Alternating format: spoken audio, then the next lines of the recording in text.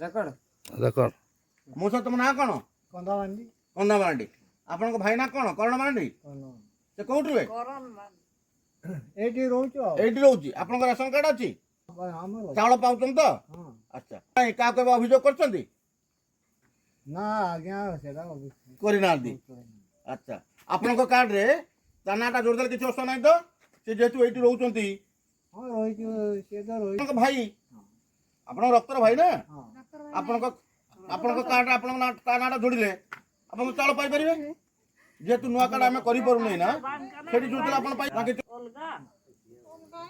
ଯେତେବେଳେ ଅଲଗା ହେଇପାରିବ ସେତେବେଳେ ମୁଁ ଅଲଗା କରିଦେବି। ଆପଣ ଟିକେ ରୁହନ୍ତୁ। ଆପଣ ମୁଁ ସରକାର ନୀତି ନିୟମରେ କଥା ହେବି। ଯେତେବେଳେ ହେଇପାରିବ ଅଲଗା ମୁଁ ଅଲଗା କରିଦେବି। ଅଲଗା କରିଦେବୁ ହଁ ଏବେ କିନ୍ତୁ ଆପଣଙ୍କ କାର୍ଡ ଯୋଡ଼ିଦେବି। କିଛି ଅସୁବିଧା ନାହିଁ ତ?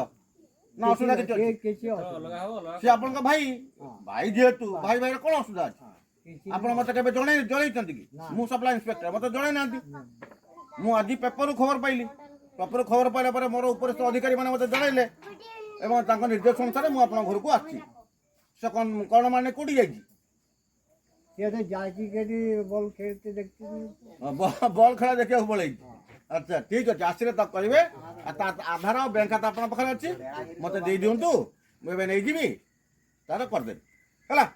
ଠିକ୍ ଅଛି, ଯାଆନ୍ତୁ ଆଣନ୍ତୁ। ଏଇ ଚାଉଳ ରଖନ୍ତୁ, ତାକୁ ଦେଇଦେବେ।